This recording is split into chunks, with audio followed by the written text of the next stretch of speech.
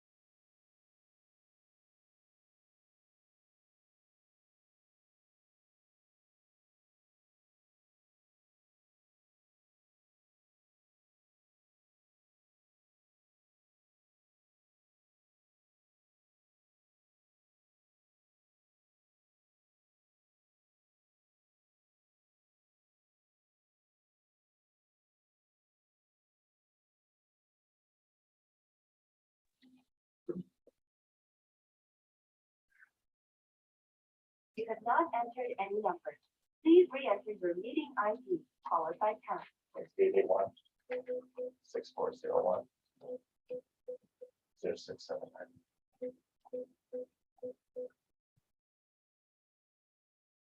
Enter your participant ID followed by pound. Otherwise, just press pound because you have joined the meeting as an attendee and will be muted throughout the meeting. The host would like to unmute your microphone. You can press star six to unmute. For unmute.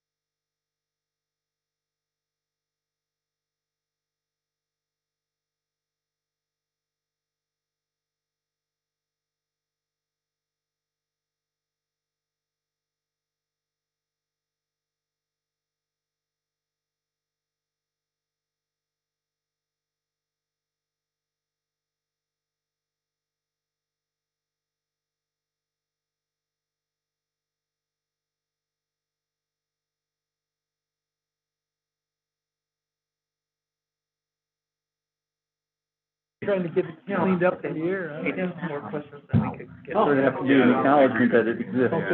What's that? There would have to be an acknowledgement that it exists. Oh, that would be, At this point, there's no acknowledgement that it even exists. I know, everybody knows it. Yep. Chairs, co-chair. Yeah, I think we're. Work in my office is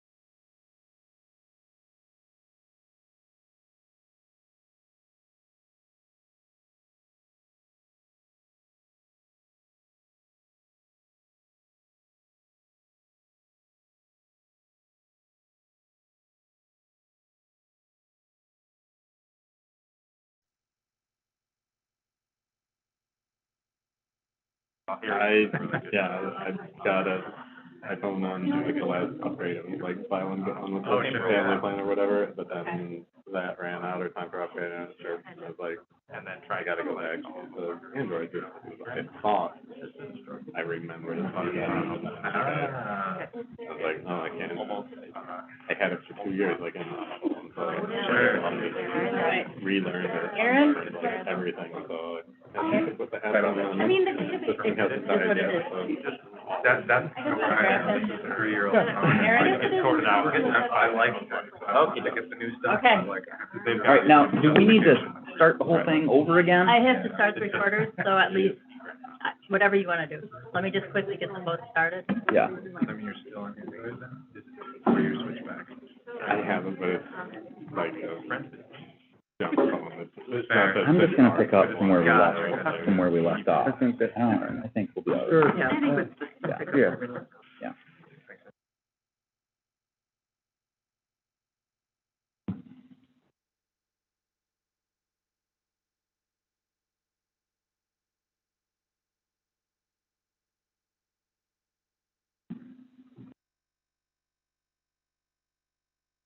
Set? Yeah. Okay, moving on in the agenda, we've got our community sustainability plan, as a ongoing, agenda item. Jamie McCarthy, was gonna try to come this month, but wasn't able to make it.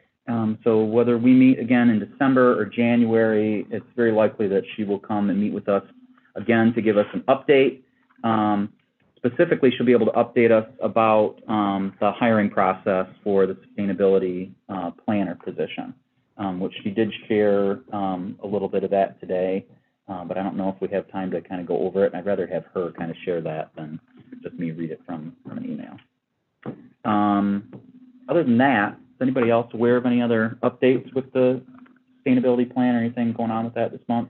I'd love to know that update, that you have. Yeah. I mean, we can take a look at it here. Where did that go? So sustainability plan, this is some background from Jamie. Staff identified the need for a staff member when drafting the community sustainability plan. It's a new role to the city that's focused on facilitating collaboration between departments to implement the community sustainability plan. When developing the plan, it became clear implementation cannot happen without a single or within a single department, whether named sustainability or an existing department.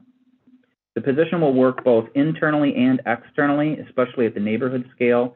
So placing the position as a planner in community planning and economic development will connect it to key staff, such as the neighborhood activator, housing, buildings, transportation collaboration with public services, et cetera. Accounting for fiscal and political realities. One new staff at the coordinator level is right-sized to our tax revenue and budget and staffing levels at the city overall. Since there is no new revenue at this time to support a new department, the city committed to a new coordinator/planner to accelerate community sustainability plan implementation in the first couple of years. Future growth in city capacity is certainly something we're looking forward to, and even inspired by voters in places like, A2? And Ann Arbor. Oh, I'm sorry. And thank you for translating for me. And youth who spoke out at Kalamazoo City Commission meeting recently who elevated sustainability and climate. The next bullet point is that city does not have regulatory role or authority over external entities or emissions. However, we are positioned to be a sustainability leader and supporter, which doesn't require an entire department. City will strategically leverage and/or grow capacity beyond city staffing that will be more impactful. For example, using FSE funding, the city is partnering with Kalamazoo Neighborhood Housing, KNHS, and the Green Home Institute, who already have tons of experience in green affordable housing, to pilot the U.S. Department of Energy Home Energy Score and fill in gaps in weatherizing needs in the city.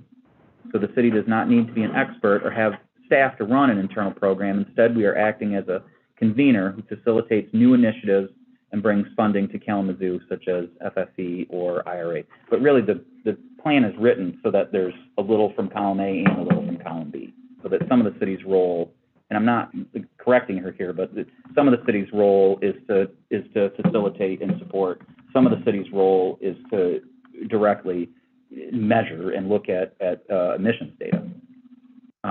Examples from peer communities. Kalamazoo County recently voted to create a sustainability coordinator position. The city is working with county planning to make sure these roles can collaborate and network together as a new cohort for Greater Kalamazoo.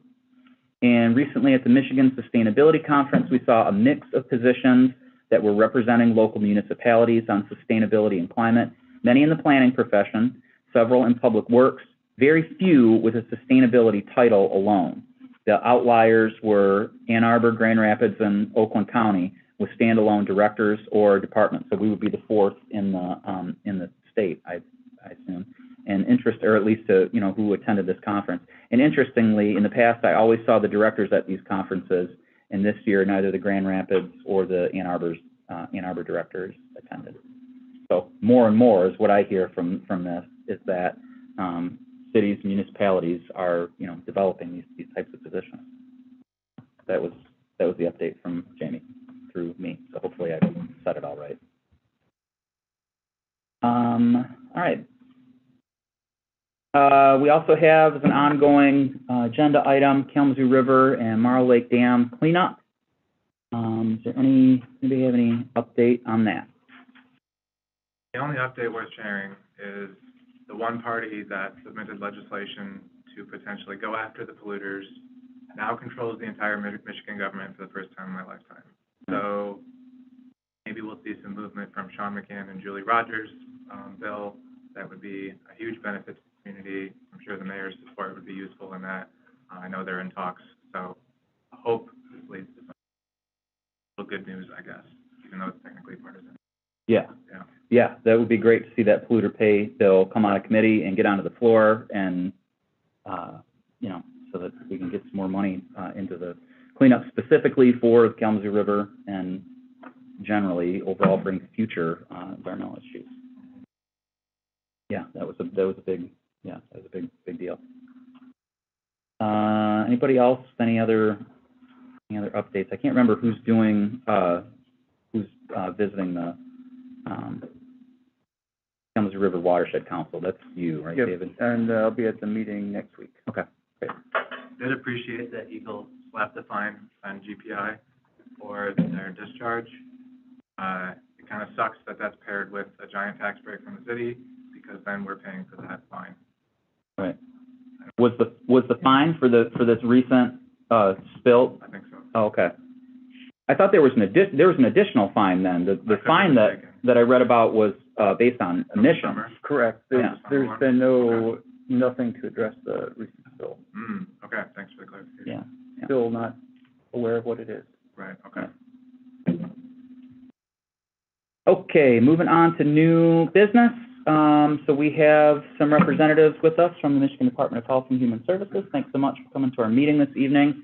And we were hoping we can start with kind of a list of questions, but then obviously we might have some follow-up questions. So let's go ahead and get started with this. The first question we have for you is, why is this air quality report taking so long to complete? We've got years of data, at least from Kalamazoo Water Reclamation Plant, regarding hydrogen sulfide emissions. Why is it taking so long to analyze and communicate out what that data is showing? That's a really good question, and I'll try to answer it the best that I can. The question from the community came to us in August of 2020, and you're right, we have years of data that the Water Reclamation Plant has out in the community with their monitors. And that's exactly it. We have a 2020 report, and then we have data through 2021. Our health consultation is looking to address several concerns and questions that have come to us through the community. And that is part of that, is that environmental sampling data and monitoring data. But it's also, we had questions related to asthma. And so we also worked with our asthma epidemiologists that looked at prevalence and hospitalization rates. And then we're also looking at community stress within our document, within our health consultation document. And so you're right, that's looking at a big set of data. So we have our environmental data that is involved, that's looking from 2020 all through 2021. And then we also even acknowledge the May 2022 drone study that Eagle has done over the wastewater reclamation plan. So it takes time to get that data to help us understand that data. We need to look at it, we need to analyze it and interpret it. And then we also need to put it then into that health consultation that provides a message, a clear message to folks to be able to understand that information.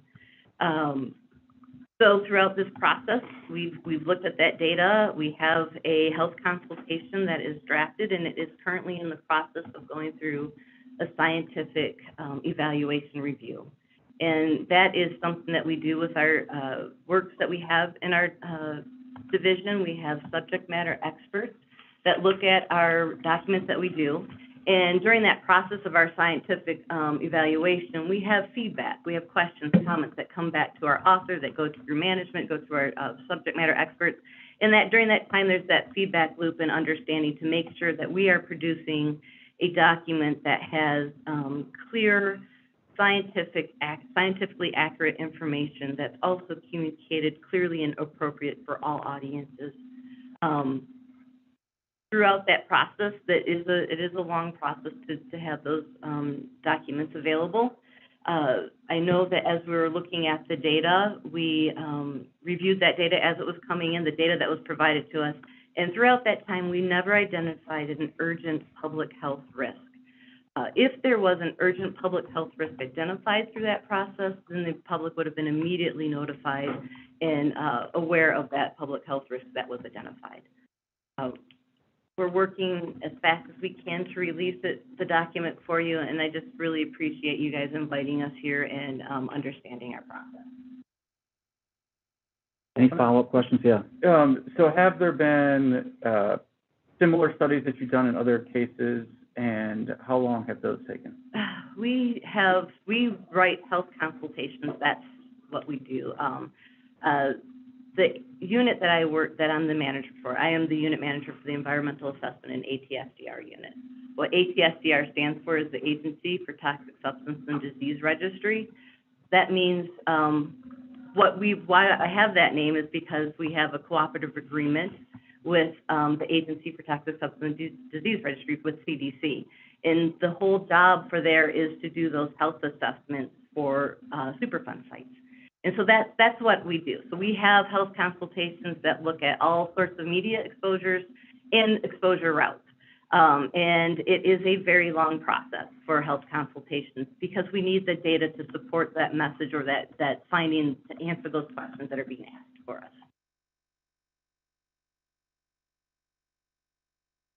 Any follow-up questions? Yeah, a couple of questions. The samplings that are done, are they done at night? And if they're done by drone, what level are they done at? I don't know if you want to take this, I can start and you can fill in. How about that, Brandon? Yeah.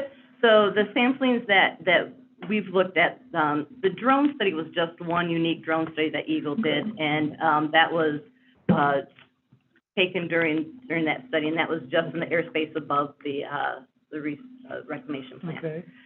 We looked at the monitors that the city has within the community. Those are running 24/7, 24 hours a day, 7 days a week.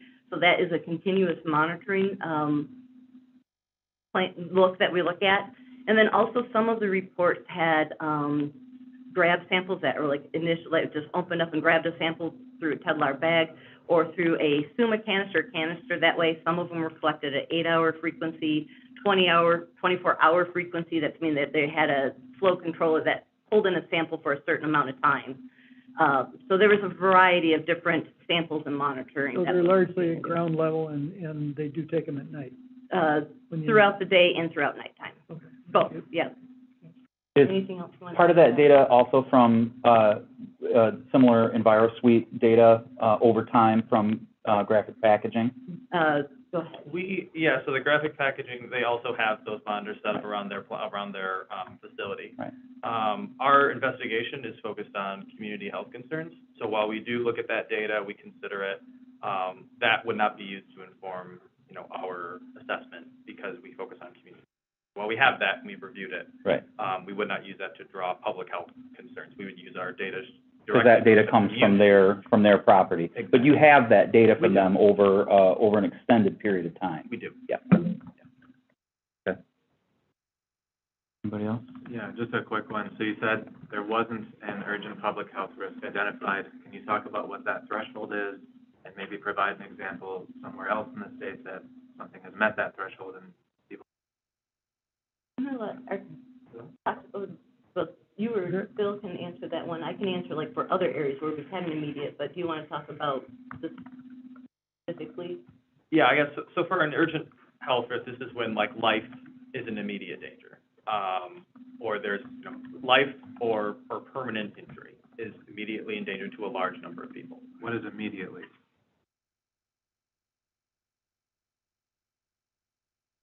That's where we would have, I'm trying to think of a good example here.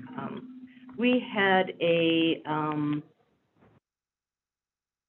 think if we have like an immediate release through a facility or something that had an accident, like a facility accident or something like that, they had large quantities of an emission or a spill or something that could impact the community that at levels of a risk that would immediately say, hey, you've got to either shelter inside your home or you need to stop drinking whatever that has been, has been contaminated.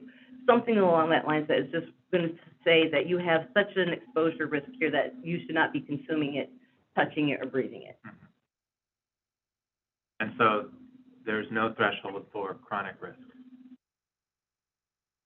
There is threshold for chronic risk, but that was not an immediate health or an endangerment to the community. But I mean, there are chronic risks. If a report takes 3 years, so you have a 3-year window, theoretically, somebody can get ill in 3 years of exposure to something. Does that mean that they should be informed in that window as well? Does that question make sense? It makes sense. I don't know. Well, I think when we talk about thresholds, we use screening levels. Mm-hmm. And screening levels are meant to be just that, screening levels, to determine whether we need to do further investigation. A lot of our screening values that we use are health-based.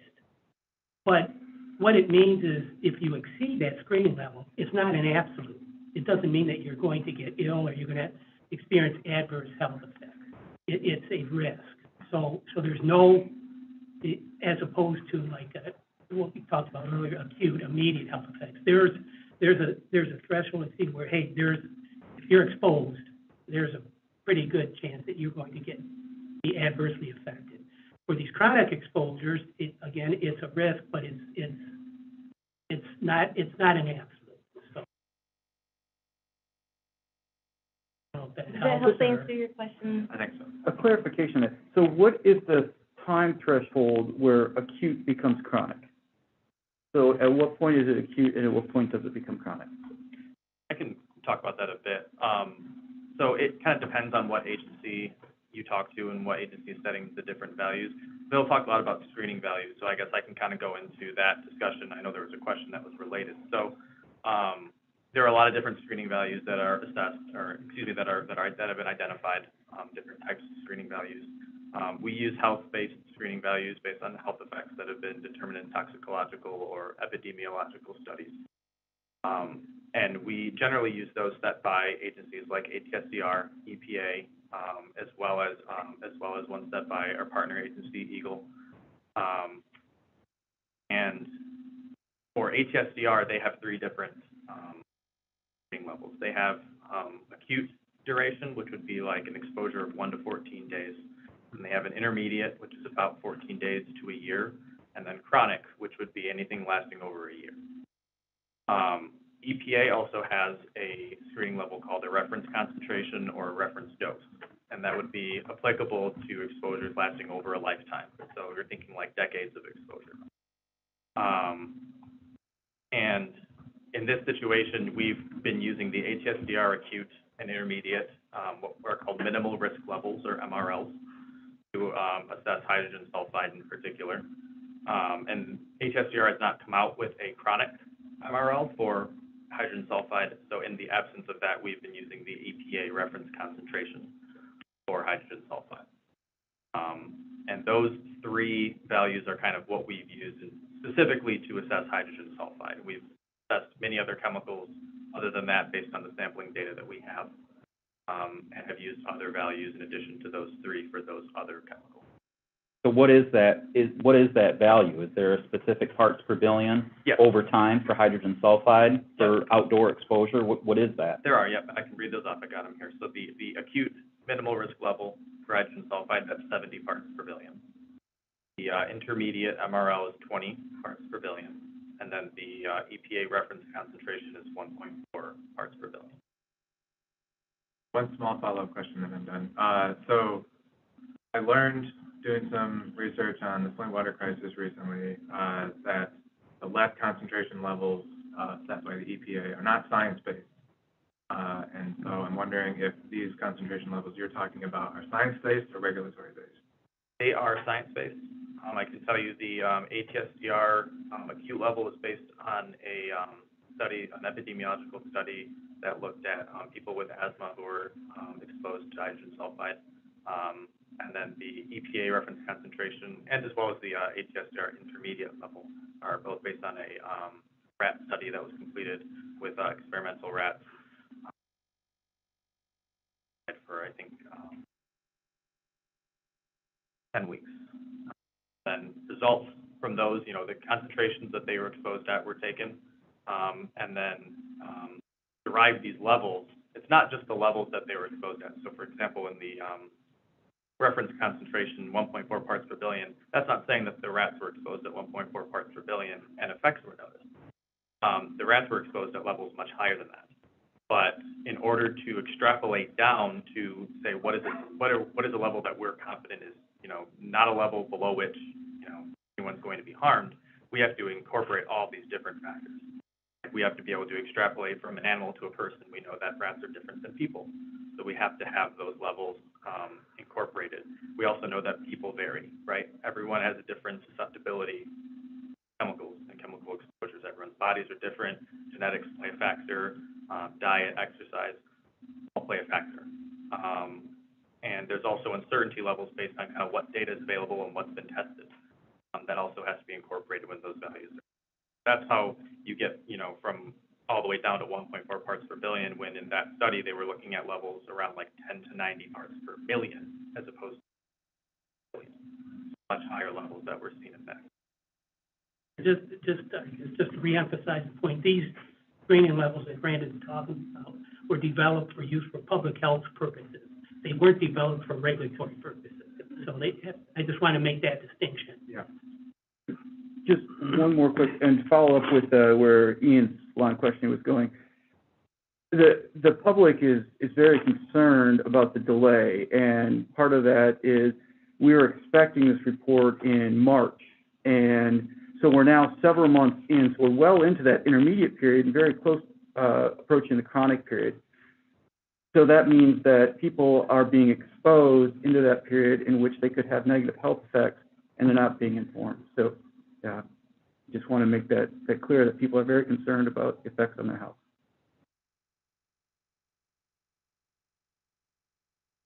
Any follow-ups? Who makes the final decision on when the report is complete? So, as I mentioned before, this report is going through that scientific review, so we're having that feedback back and forth with the comments, answering the comments. And that is that process that we're going through, and that takes a while. So once we get through that scientific evaluation, that report will be complete and it will be approved for release. I'm sorry, so is that expected like before the end of the calendar year, or like 6 months, or? It's going to be released when it's ready to go out. I mean, is there no deadline? Do you not say this report is due on this date, and let's get the scientific review completed by a certain date. I mean, I've worked on a lot of studies, and there is a date that it has to be done. There is a process, and with that feedback, so what can occur is, like, we'll have feedback, and that will may then require edits or updates or something that makes the document not different, but makes it stronger than what it was before. So it's hard to determine what that time frame is from those comments, the updates, getting back more comments, things like that. Our goal for having this released is as soon as we possibly can, and as soon as these edits are completed. So if I'm understanding correctly, you're basically at the last step. We are at the last step. Okay. Yes. Great. We are very happy about that. Okay. I guess going back to these numbers, if you're telling us that between 1.4 parts per billion, and that was the intermediate, and what was the chronic number? Correction, that was the reference concentration. Okay. What did you say, what were the numbers for chronic and intermediate? The acute, the ATSDR acute minimal risk level, that's 70 parts per billion, 1 to 14 days. Mm-hmm. And then the intermediate is kind of the next duration from 14 to 300 billion. Mm-hmm. And then the next one is that reference concentration, 1.4 parts per billion for a lifetime exposure. And we have data over time, over the last several years, that there is, there's almost a constant level above 1.4 parts per billion, Mm-hmm. at least as it's monitored, and sometimes hovering around 10 or 20 parts per billion. Correct. So would I be correct to take from what you're saying that if there's frequently between 10 and 20 parts per billion, that we should assume that would have some impact on human health? However, that is just the screening value again. So we look at that and we see the exceedances that you're seeing, right? We see that they're above that 1.4 and they're above consistently. Yeah. That's above background level. That's above what you would expect for a normal Mm-hmm. rehab. But we need to look at that holistically. We need to look at all of the data that we have. So all of the different EnviroSuite monitors that are out there. There are several. The city has them. We know that Eagle took some samples as well. It's not a question of necessarily just is this above, but what's the extent and what are the implications of this? What does this mean for our health as opposed to just is it above this number or not? So there's a lot of different considerations there about looking at what's there and how to interpret that and come out with what does this mean for people who are living here and who may be. You mentioned other similar reports. This is kind of what you do every day. How, in the past with other reports, how have you addressed, because the hydrogen sulfide isn't just, the only factor playing in it. There's a multitude of factors that play into public health. So what does that look like in reports from Department of Health and Human Services when you have to look at so many variables that go into public health? I mentioned before that we have that cooperative agreement with the ATSDR. And through that cooperative agreement, we actually have to follow their guidance manual. They have a public health assessment guidance manual that we have to follow. And that takes into account community concerns, community questions. It takes into more than just the environmental data that is presented to us, but we look at it from a standpoint, with the example of the one that we have here. We have more than just the environmental data. We pulled in our asthma epidemiologist to look at that question and concern. We're looking at community stress. So through that public health assessment guidance manual, it talks us through those processes and the steps that we need to take to make sure we have that full picture. Real quick, yes or no? You are using city EnviroSuite data, but not graphic packaging EnviroSuite data. Maybe you just said that you're looking at these numbers in context, taking other data that's been collected. You previously said you weren't using data collected by graphic packaging. What you just mentioned, you are using data supplied from the city. Is that correct? Yeah, well, let me clarify that. So we aren't comparing the graphic packaging data to our values. We're not using that to determine if there's a community health concern or not. We are looking at that and seeing what those levels are like compared to the community. We are assessing that, if we see levels from graphic packaging, let's say hypothetically, that are, sky high, we're not just going to say, well, that's not in the community, that doesn't mean anything, we're going to ignore it.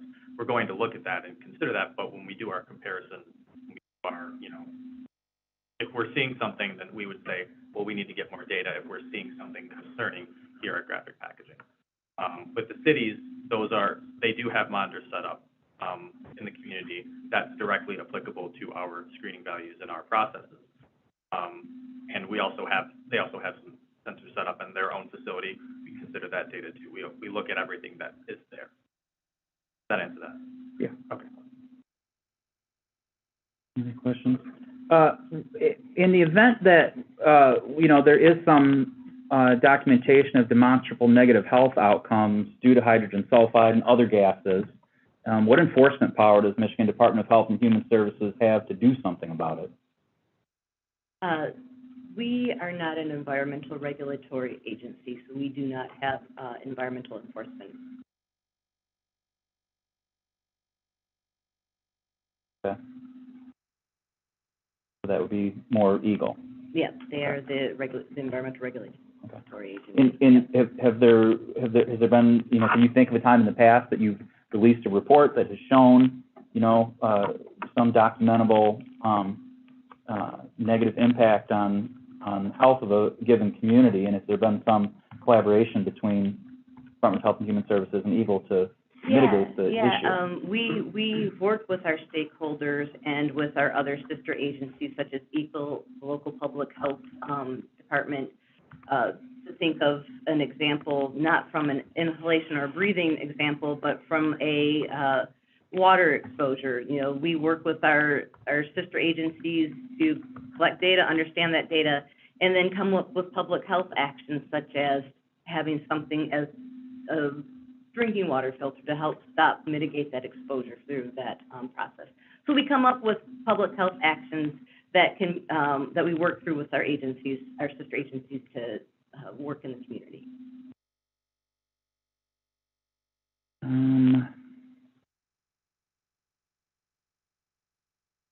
Do we have any other questions?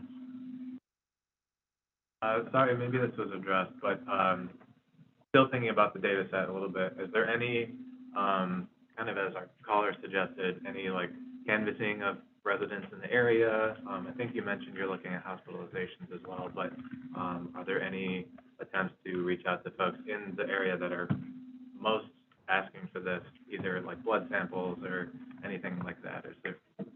What kind of public direct outreach are you guys doing? Well, part of our team is we have community engagement and health educators with our team. Carolyn is here to help introduce and just get the feel for our community here too. So through that process, through those team members, that helps us understand and have that relationship with our community and hearing those questions and those concerns. What we do through this process of our evaluation, that actually helps us understand how we need to have our relationships and how we interact with the community. So through this process of our health consultation, that helps us see, okay, what are our next steps? What do we need to do next? And so through that process, that will help us realize, or what do we need to do next for this in the community interactions. So the health risk that we're assessing is totally based on what these sensors are picking up in the air and not based on any on the ground touching people, checking out. No, there's no sampling of any individuals that are asking for this that the outreach team is talking to. Not part of the report. It's all sampling, monitoring. Again, it's not just the monitors that have been set up by the city, it's also these studies that have been conducted by, the city has been conducting some of them and having, EPA has been involved. They've come in and done some additional, Air sampling, right? Air sampling, yes, correct.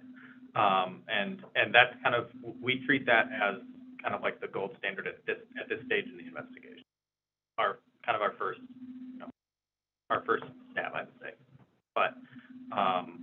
we're looking at that air sampling data and we're drawing conclusions based on that. And then like Andre said, we're going from there based on, what we have here. So based on what we have here, we're going to see what further actions are necessary and What kind of data does the epidemiologist typically contribute to a report like this? For this one, we had our epidemiologist through our asthma team that actually went into databases to look at asthma prevalence and hospitalization rates for asthma, and provided a report to us December of 2021 to help us consider that information. So I'm noticing there might be a risk in that data set then, because a lot of the people that live in the neighborhoods we're talking about don't have health insurance or don't have access. So simply relying on hospitalizations might not be enough.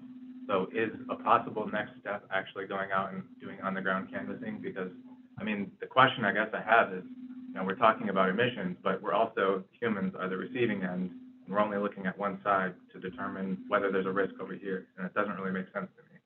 So is that part of the next step potentially, or can you maybe talk about how we look at the actual human impact rather than just the emission side of things?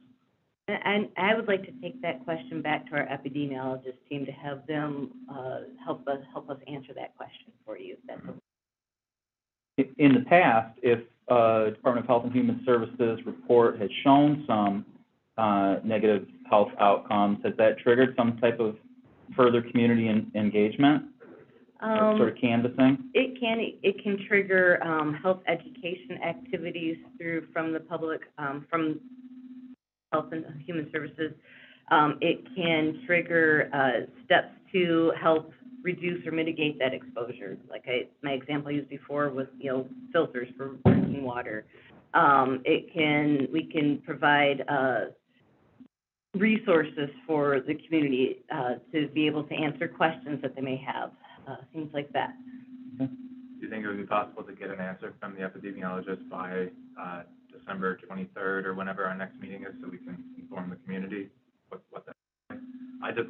It just seems like a huge red flag to me that we're only looking at the emissions side and we're not looking at the receiving side when that's the group in question. And I understand as regulators, you guys have a limited purview and also a limited budget, especially in Michigan. I'm sympathetic to that. But looking at air monitoring data is a lot easier than the canvassing side. But the canvassing side is what might reveal the actual extent of the problem. And I'm probably going to go outside my lane, so you toxicologists, jump in where you can. But, when we talk about these levels, these screening levels that we have, the acute, the intermediate, and the lifetime exposure, that is looking at what really, that's taking into account that science of what people could be exposed to, breathing in, eating, or touching. Mm-hmm. And it takes into account, as I think Brandon mentioned earlier before, it has several levels of protection in it. That's, if we're looking at an animal study, it has that protection in there as it would relate to a human, of saying, okay, if we see this level of in the air, then we have, this level that then we need to investigate it further. So if we see a level that we are thinking is not going to be causing any harm because it's not there to have that exposure, then that's how we stop that and we stop looking at it, because we know, hey, here's our screening level. We know that it's not causing any, we know that based on the screening level, that adverse effect level is no longer there, so we have that exposure is not a concern. But when we look at these screening levels and we do see something that is at the screening level or higher than that, that's where our toxicologists on staff go into literature search. They go into more review to determine what does that really look like for that community as they're being exposed. So it actually gives us a lot of information. When you're talking about looking at, and this is me going out of my lane, and I really want the epidemiologist to answer this, but when you're talking about looking at blood or something like that that's impacted in somebody, we have more exposures than just what we're looking at here through the environmental data. So all of that is taken into account too. Your body, everybody's body reacts to stuff differently. We have different metabolisms, so it all interacts differently. So when we do our public health assessment, looking at the environmental data or other resources that we have, we have really good science behind that to say, okay, you know, is that exposure something that's really causing a harm or a risk? And we've got good tools to us. So I understand, you know, looking at that, canvassing the community and having some kind of a biological sample of people too, does give us an answer, but I think we get really good answers with what the analysis that we do here too. And I'll just add one quick thing. Andrea mentioned, you know, when we, with regard to our conclusions and our recommendations, she mentioned talking about preparing an action plan. And one element of that action plan will be community engagement. It's just, at this point, we just can't go into what the scope of that is, but there will be some element of community engagement as a part of action plan. Great. Yeah, thank you. So I hear you in terms of, I have no reason to distrust you guys on the scientific analysis of the emission side. So I guess I'll conclude, and maybe you just answered it, but is it in the capacity of the department to actually do this canvassing work? Has this done elsewhere besides the lead crisis? And I can say yes, but I really want our epidemiologists to look at it and say what is appropriate or not. They know what is the best epidemiological approach for our community, and they can say yes or no. Sure. It has, I mean, we have health studies for PFAS currently going on through our department that is looking at biological samples, but our epidemiologists set up all of those studies. And in reality, they determine what is appropriate for a community or not. And it takes a lot to be appropriate to get to that, because you're really getting into the level of personally impacting people from blood draws and things like that. So it takes a lot to get to that point, especially when we have the tools here that can help us answer a lot of the questions, so we don't have to get to that point. So is it possible to commit to at least hearing a response from the epidemiologist by our next meeting? Since we can't commit to when the report will be out, but that would be a nice. I can talk to our epidemiologist and get an answer for you. Got two quick questions. Is this report only going to be about hydrogen sulfide, or is formaldehyde and other toxic gases going to be included in this study report? Yeah, I can speak to that. So it's not going to be just hydrogen sulfide. There's a ton of sampling that's been done, as all of us have mentioned. And the hydrogen sulfide sampling is part of a larger group of chemicals called reduced sulfur compounds. And a lot of the sampling that has been done has not been just hydrogen sulfide, it's been all of these reduced sulfurs. Some of them have been, you know, non-specific total reduced sulfurs, and we've had to kind of look at that from a more detailed approach to kind of see what we can gather from that. We've also had like the speciated results, so you know exactly, you know, here's the hydrogen sulfide, here's your methyl mercaptan, here's your dimethyl disulfide, here individual ones. We've looked at all of those. All of those are, you know, being considered as potential health concerns, and we're looking at those and evaluating them appropriately. In addition to those chemicals, we also have data on volatile organic compounds that have been measured from different sampling studies. Those were kind of targeted because, you know, we were first brought in, the concern was the odor that was getting into the community, and it wasn't clear what that odor was. Volatile organic compounds, VOCs, a lot of them can cause odors, so those were also brought in as potentially odor-causing chemicals and potentially health-affecting chemicals. VOCs are also part of it. I think that's it. You mentioned the formaldehyde. I know the formaldehyde, the only sampling we have right now for that is from the drone study on the property of KWRP, the water reclamation plant. We're looking at that. We're considering kind of what conclusions we can make from that. But again, we don't have any sampling in the community for that formaldehyde. So we're kind of limited on what can come from that. But we are looking at it and seeing what we can. And one other one, what level do most people smell as obnoxious the hydrogen sulfide compared to being toxic? Just when does it become obviously unpleasant? Yeah. Do you know what level that is? I do. Well, I guess I can tell you more about that. I don't think I know the exact answer, but I can certainly tell you It's more. gonna be different for different people, but Exactly. roughly. Exactly, and that's kind of the crux of it, is that it is different for everyone. So with odor thresholds, you know, a lot of these are calculated based on, you know, individual, you know, smellers who kind of smell things, and it's like, can you detect it, and can you identify it, which are kind of levels. And with the odor thresholds, sometimes you get something and you don't know if are you detecting it? Are you saying there's something here? Are you identifying it, saying, yep, this is a sulfur odor, this is rotten eggs? With hydrogen sulfide, the ATSDR approved, or the level that ATSDR site puts out is a range of 0.5 parts per billion to 300. So a pretty big range, but that low end is low. You know, Yeah. that's a really low. It's lower than your tolerable long-term level. Exactly. Yep. So even if you get it find it's unsafe, and you bring it way down to 1.4 per billion or less, there's gonna be people who smell it, but they'll be safe. Right, so Okay. you can have people who are smelling it at levels that are below our screening levels, Okay. where we would say, you know, there's no health concern here. But again, everyone's different. So you might have someone who's just got a really sensitive nose, and they can smell it down at 0.5.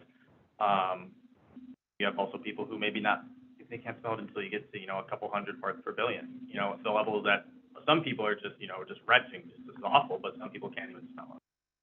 Right, so there's a lot of variability there. Thank you.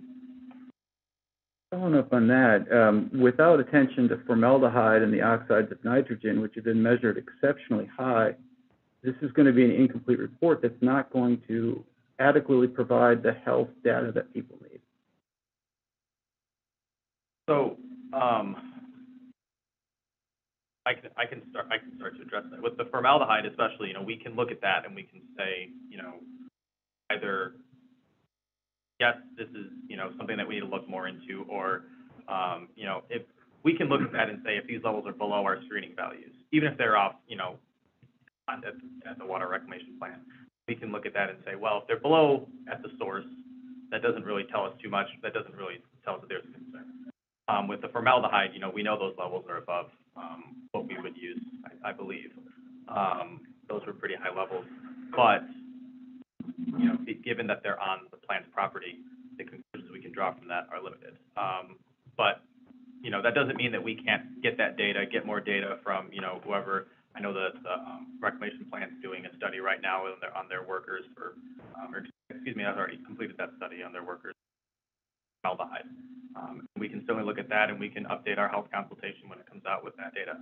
We can go back, revise, if it changes our conclusions, then we'll go back and revise it, and we'll put out a revised health consultation. But at this point, like, you know, we've heard from so many in the community, it's been long enough, and we're certainly not going to wait for that, or wait any longer for data to come out before, you know, we put out what we have right now.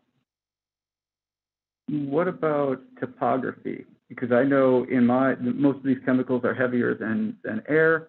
I know in my neighborhood, I can smell it really badly. In some of the lower areas in the neighborhood, up on the hills, you can't smell it at all some days. How are you accounting for topography in your sampling? So I think the best way to account for that is for the sampling to be conducted directly in the communities that are experiencing the odors and reporting the health effects. So there is sampling that's being done, sampling that has been done directly in the Northside neighborhood. We've gotten a lot of complaints in that neighborhood. Specifically at Crum and Prouty Park, there's been sampling that's been done. And I guess with the topography, that can tell us, you know, if there's an added risk for, you know, these chemicals to accumulate. But at the end of the day, what we're relying on is our sampling data. And we trust our sampling data to tell us, you know, if the chemicals are accumulating, like I said, because of the topography, we expect we'll see that in the sample itself. So, you know, it's kind of a, you know, it's a factor, and it tells us, you know, what areas are most important for sampling and what areas may be most representative or most impacted. At the end of the day, it's sampling results that we're going to rely on to tell us if there's a potential problem or not a problem. I have a question. I apologize if I missed this earlier.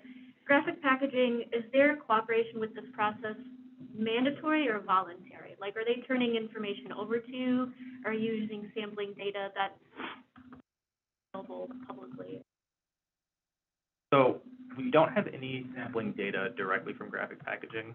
Talked a bit about the kind of different sampling studies that we have, but we have two that were conducted or paid for by either the city of Kalamazoo or the Kalamazoo Water Reclamation Plant. Conducted by environmental contractors and agencies that go out and do the sampling and then do the testing and report back. The EPA has also come in and done sampling. And I guess the only data that we've gotten directly from graphic packaging has been their environmental monitors have up at their plant. They did do a odor study back in, it was very, very preliminary, and the data we got from that was not really anything we could use for our assessment. So the usefulness of that was pretty limited, but we did get that from them when they I think we might need, do you receive that data from Eagle, that received it from Grant? I think we did. I think we probably did receive that from Eagle. A lot of the data that we received, Eagle from the let us know and get that to us. So. And was that a voluntary sharing on their part, or is that something that they required through Eagle to provide their EnviroSuite data? No, I don't know if we can answer that Yeah. fully or not. We probably need the answer to be from Eagle. Yeah. From visiting the odor task force over the last few years, that wasn't really voluntary. Graphic Packaging was working with Eagle.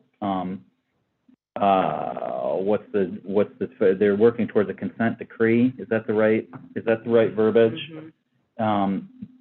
And Eagle just issued a fine based on emissions, and they were under threat of fine, and then they did issue a fine. So it wasn't particularly voluntary.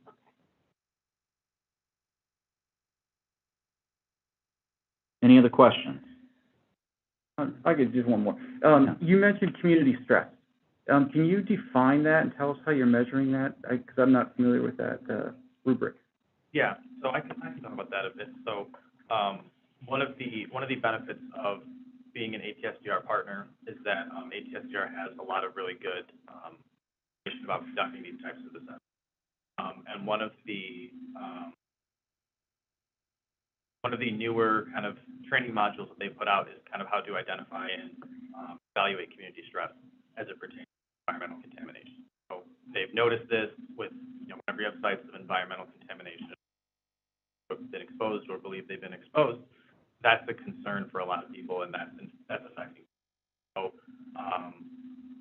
that module is available. Like to review it yourself. But that kind of just tells you, what does it mean for, community stress? What does this mean? Basically, the anxiety, I would say, of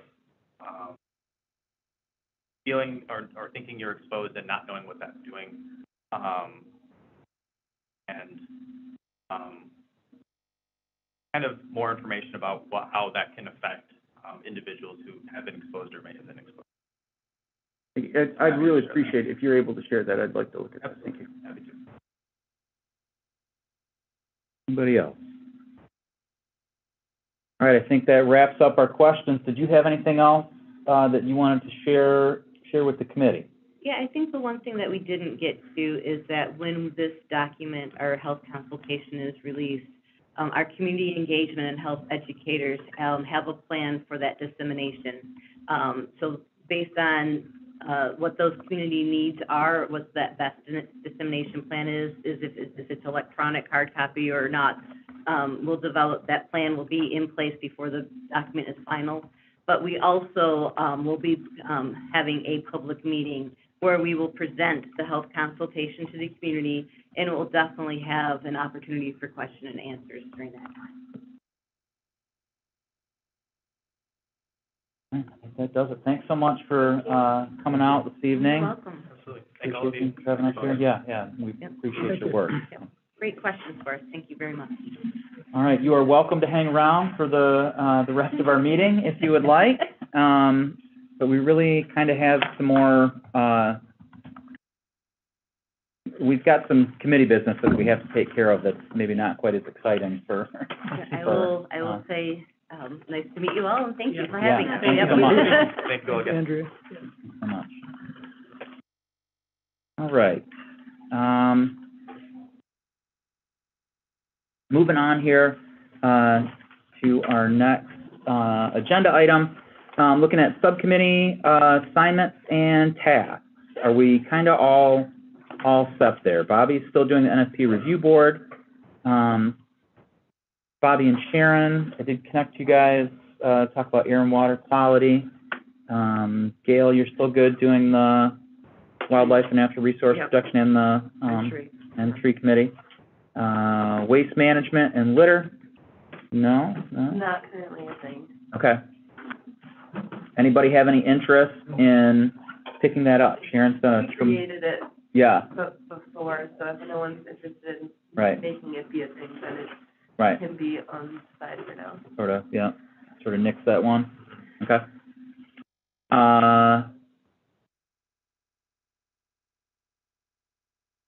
That one.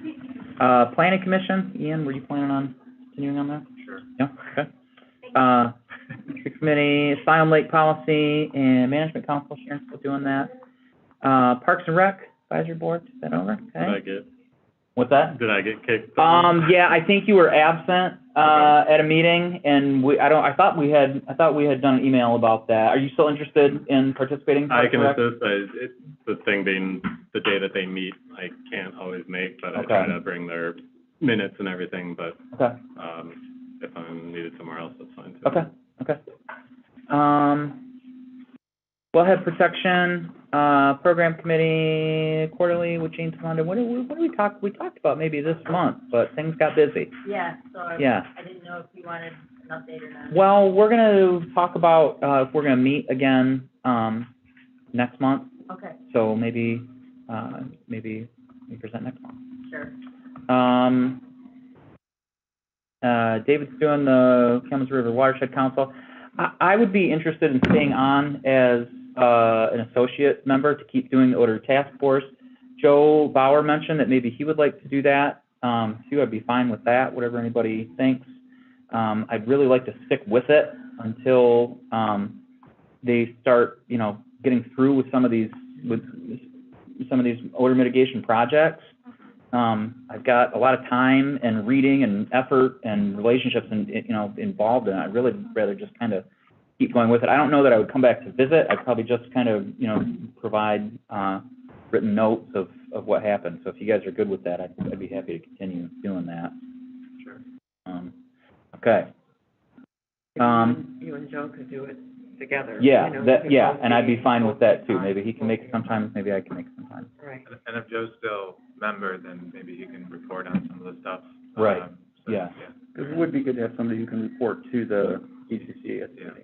So you don't want to come and visit us when you're just an associate member? Well, I don't know. I mean, I've been Lori doing it. comes. I've been doing it for. I know. I've been Lori doing it for comes. 6 years, and I think it's time for a break. But I would like to continue going to those meetings to keep bothering people.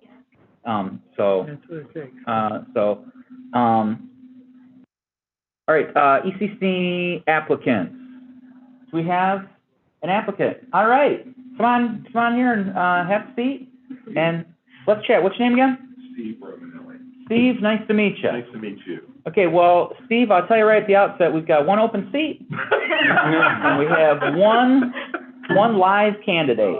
We did have 3 candidates. One had to drop out because Ian noticed that she was in the township. You have to be resident of the city. And there was another person that was supposed to come tonight, and she actually canceled at the last minute. And because of her job, she kind of realized that she didn't know if she could commit to coming, like she'd be able to get that time off. So I did share with the committee some of Steve's answers to our questionnaire. Why don't you tell us a little bit about yourself? I've been a resident. In fact, I was looking down here, and what was interesting is I'm right in front, where I live is right in front of a silent lake, so I definitely have a stake in that area. Lived here for about almost 6.5 years, so I'm not a native Michigander. I grew up in Washington, D.C. Floated from about 7 different companies, Fortune 500 companies, over my career. Longest stint was originally with AT&T. I eventually moved to Dallas-Fort Worth, where I lived on and off for about 17 years before moving here. And the plan that I had, which I was thankfully able to do, was retire within 5 years. So about 1.5 years ago is when I retired. So it was interesting in looking through some of the questions about that time is not so much of a commitment. I definitely have time.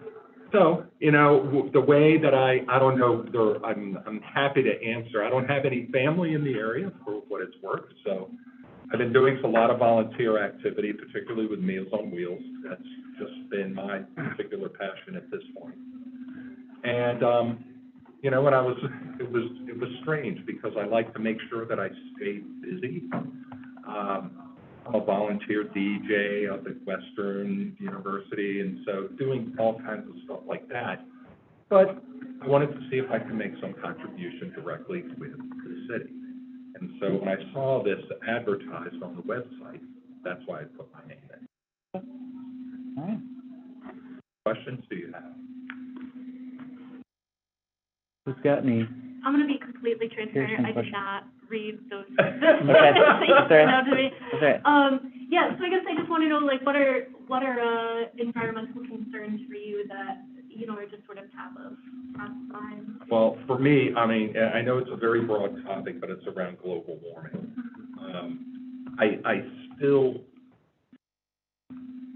I know there are a lot of details and different pieces that fall under that.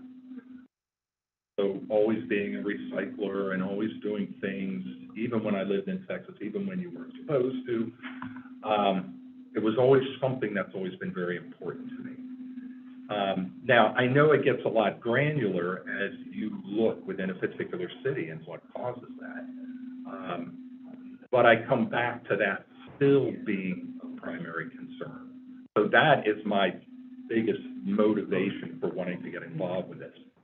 Now, I also realize that this group looks at a lot more specific areas. I mean, that's a fascinating discussion that you had with this group. But that's really what's propelling me to do this. That answer it? Yeah. Cool. Got any outdoor recreational things you like to do? Outdoor recreational, other than working out every day, Well, that's... I don't know, what were you Well, thinking? fishing, hunting. Never been a hunter. Birding, anything like that. No, you know, the jobs that I've had have all been within human resources. So a lot of the work was spent, and I mentioned some of this in the questions too. I worked as an executive coach and an internal consultant. So outdoor activities, you know, other than playing pickup football games or basketball games or things like that. Never really been a hunter. Okay. Not opposed to it, but it's just not my thing. No gardening, agriculture? Well, I intentionally moved into a single-family condo. There's some condos that line right in front of us. So you don't have to weed. Okay, good. Yeah, I had my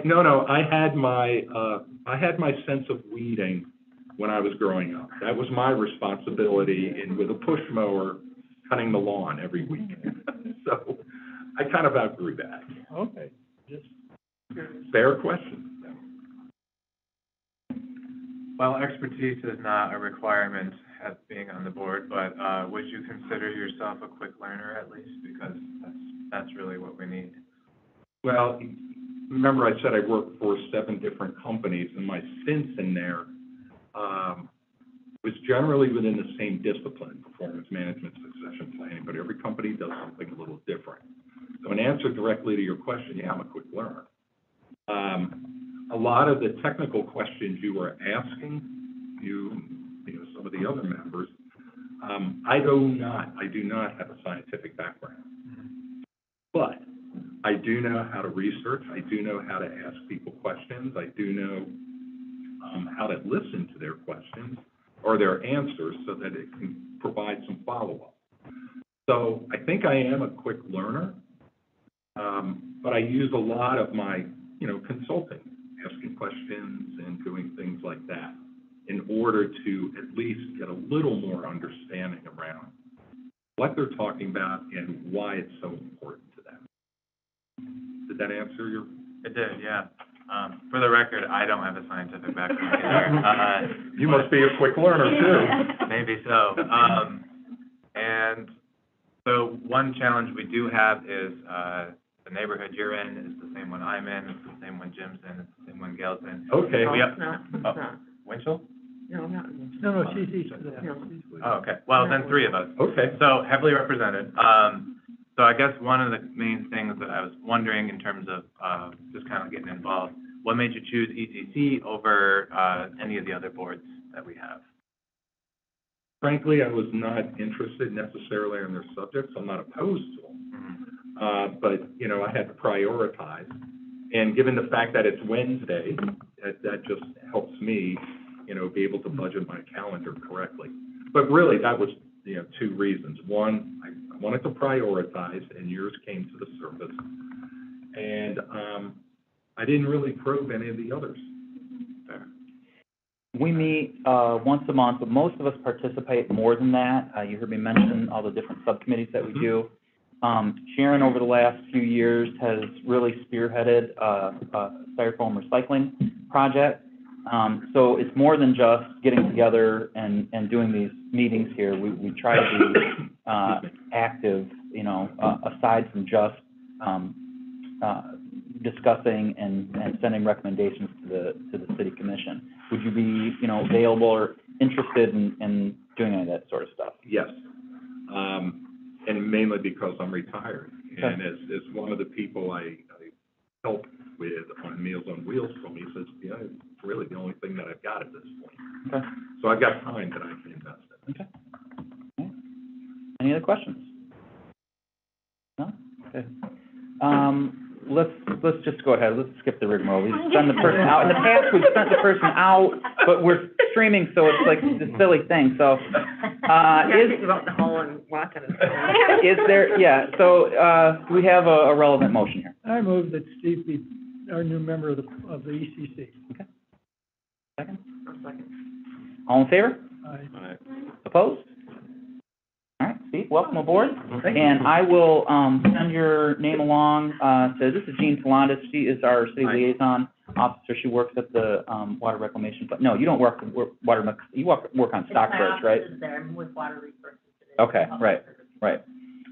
So I will send your name along to her, and she will send your name along to the city clerk, who will then send it in a packet to the city commission, who will then approve it, and it's a whole bureaucratic process. That's perfectly fine. But, you're welcome to come back, next month, if we meet next month. So that's our next, and you're welcome to hang out the rest of the time here and participate here. But it's okay if I go, right? 'Cause I just had some other obligations. Yes, you are I just also wanna make welcome. sure. Yes, if you've got something else, we look forward to having you, here next time we meet. And I've got your email, so I will add you to our email list, and we've got a shared Google Drive. There's a whole pile of, Okay. folders and stuff we've collected over the last few years. And should I presume the 23rd unless I hear differently? The third Wednesday, yeah, unless you'll hear from me. There'll be an email that will go out to everybody, because there's a few folks, here, whether we're gonna meet next month, and then, what our schedule will be for next year. But right now, the third Wednesday of every month at 4:30. Okay, I can at least start to block that out. Okay? Thank you. All right, thanks so much. Nice meeting everybody. Yeah, you too. All right, so that brings us to our meeting schedule for next year. I got email from city clerk, or you got an email from the city clerk, just saying that we need to send our meeting schedule so that the city can post it publicly. We don't have to like vote on it. We just have to sort of agree on it informally and then send it, correct? Yeah, they just need to populate the date, Right. and then they'll have it on civic clerk. available now- for the public to take a look at. Right now, it's on our website. Okay. Okay. So the question is, do we want to maintain the same meeting schedule, the third Wednesday of every month at 4:30? I would say so, yeah. Everybody's good with that? Yep. There's no, okay. All right, then we'll stick with that, and I'll, that's the other question we had to ask. Is it possible that we meet a week earlier, second Wednesday instead of the third? No, I mean. So, no, I have okay, but that's why I'm commitments- asking. I have It's commitments not on the good. second Wednesday and the Okay. third Wednesday, All right. and. It's either our regular schedule that we did a year ago or whatever. Or we don't. not. Right, were you talking about every month or just December? No, just December. Oh, just December. We have to stick to the date that we agreed on last year, I so, got it. so it's not Okay, thank possible, you. yeah. Okay. So, yeah, what do we think about, a December meeting? If, you know, it doesn't sound like these folks are gonna have a report for us to take a look at, and I know that's what we kind of mentioned, but what does everybody else think? I don't. I would have a yeah, problem, I but don't I foresee think there being any the big thing was your transition, wasn't it? Well, yeah, I think we would need to do that tonight if we're not gonna I meet could not in make December. it. You can't make it in December? No, Okay, not the 20th. okay. Yeah, I guess that's the question, could we even establish quorum if we do? So, we need, what, 6, 5? Right, we would need 6 still, right? Okay. Yeah. Maybe with If the, we've got 11. no, I could be Oh. here. Yeah, I could be here. we can do an email poll, just everybody who can attend and who has commitments. I can make it, Okay. yeah. Yeah, well, How okay. about you? Can you make it? Yeah, I can make it, yeah, if everybody I wants think if we to. didn't have so many big things on the burner, I would agree that maybe we could skip it, but Yeah. I think we got enough Okay. to maybe Okay. check in. Yeah, if everybody can make it, I'll And if definitely make it. nothing else, the main topic could be Okay. transition. Okay, well, I'll email then, everybody, I will probably have enough for a quorum, which means that next month we can talk about, officers, going Okay. forward. Cool. Okay. Well, it's 6 o'clock, do we want to take a look at our subcommittee reports? I don't know that it'll take that long. Bobby is not here, I assume you and Bobby have not met, Sharon, okay? Gail, anything with wildlife and natural resource protection? No, just the announcement I made about, some forward movement on, urban bird treaty. I don't have anything else. Okay. Planning commission? I missed Okay, nothing, sorry. okay. Anything with the tree committee? Yeah, I forgot to bring some numbers. We did meet this month and talked about the, safe streets around the Winchell School. Mhm. And, they did initially identify a lot of trees that needed to be removed. They were able to go through and fine tune that and, make some jogs in the sidewalk plans. And so, a lot fewer trees are going to be removed because, you know, they took a second look at it. And I forgot to bring those numbers with me, but it was a pretty, like, was from 30-something trees down to 13. Sorry, what was the project again? This Winchell, putting sidewalks along Winchell. Oh, they're finally doing that? Yes. Okay. Well, that's see. the project, so Yeah, that yeah, okay. little kiddos can walk safe to school. Okay. Was the tree committee responsible for all the trees going in curbside around the city? Yes. Or- Okay. Well, I didn't personally. But the tree, well, I remember Sharon talking about it There's too. separate things. The city has their own, and then there's a couple grassroots projects. Oh, okay. Right, yeah, so Because Sharon. they finally made it to the Westwood neighborhood, but I didn't know what kind of guidance they had, because I saw the guys putting them in, and I just kind of chatted them up a little bit, and they didn't know the type of trees that they were putting in, and they were doing the volcano mulch mounds and Yeah, everything, and I'm just I- like, Well, I've- it's I don't know who installed them, whether it was city staff or whether it was a like a subcontractor, which I suspect it was.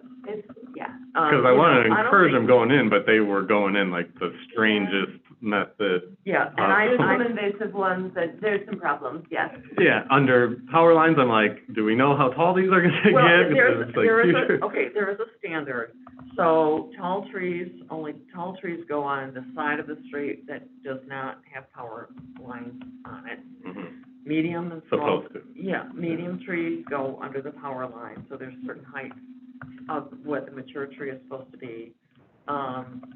And, you know, they're committed to putting in, hundreds of trees a year.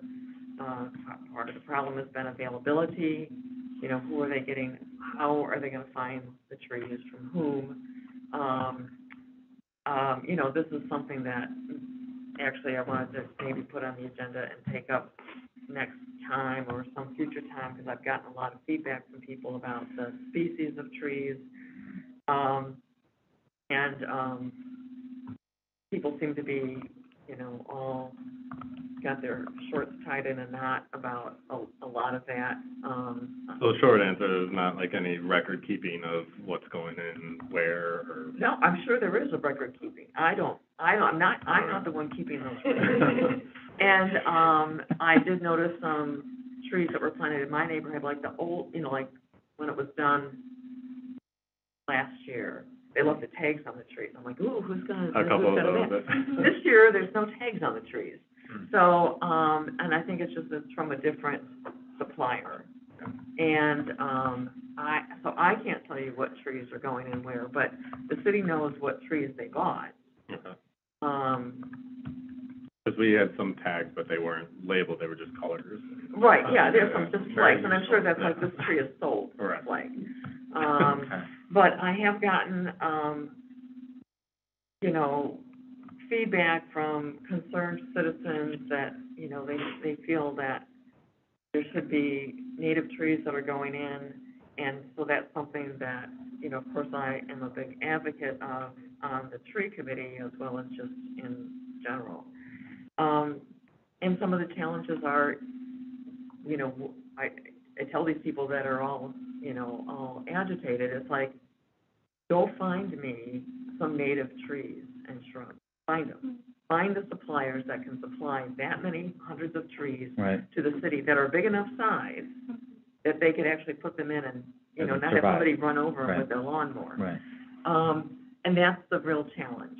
So, you know, perhaps a future discussion from the tree committee could be, of like, let's try to think outside the box. Yeah. If we even need to find a supplier who is willing to hold trees for X number of years until they're mature enough to put in, or how can we go further afield? You know, like to really encourage the city to do this, but you know, it's availability. You know, it's like I had to drive across the state to find some teeny little natives to put in my yard, and I could put them in because I can baby them and put them in a cage, and I know that they're there and I wanted them.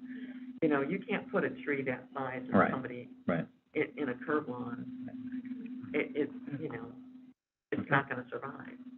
So anyway, that is the challenge. So it's like, you know, if you don't like the trees that they're coming up with, then go find us some better trees, because they're just it's hard, you know.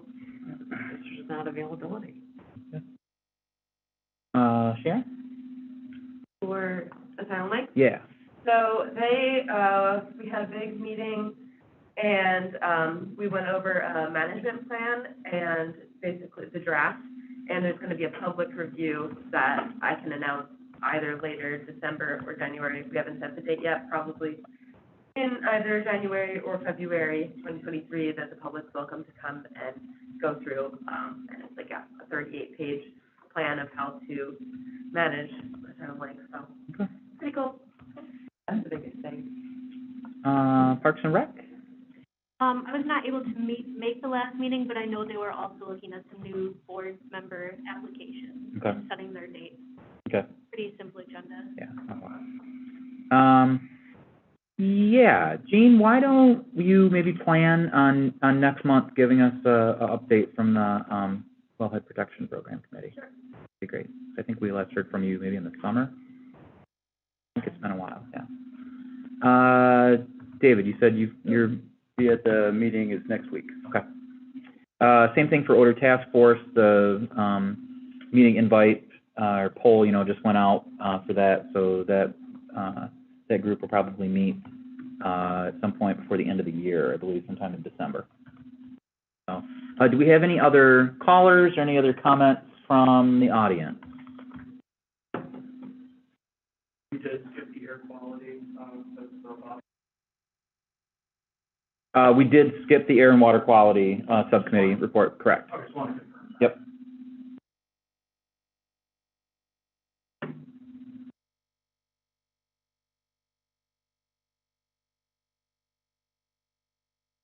Yeah, yeah. Just a question, I guess. So with James Baker's presentation last month, was there like slides or anything that went out for that, like September?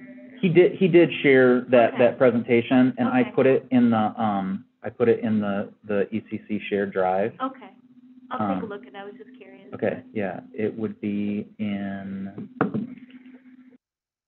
where is that? Wait, that's work.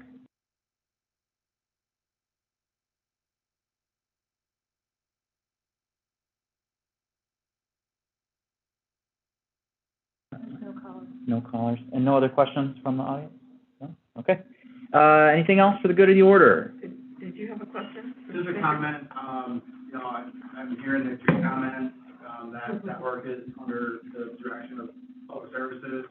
You know, we have a city forester who is an arborist, we have specifications for trees, we've got, you know, bid contracts and everything that tells us species and everything like that. We'd be happy to engage in some discussion, perhaps have the city forester come address and kind of talk through some of these issues and provide some context. So, you know, if we've got the availability, we'd be happy to provide that information on ECC, because I think, you folks are picking up on a lot of, you know, very real comments that are happening out there in the community, and we'd like to address them. Thank you. Thank you. Anything else? All right, we are adjourned. Thank you. Thank you, Aaron. Yeah, thank you. Good work. Got it. Long day. Good, yeah, good. Long day. Did good. I'm gonna hit the button there. Hey, Ian, Yes. would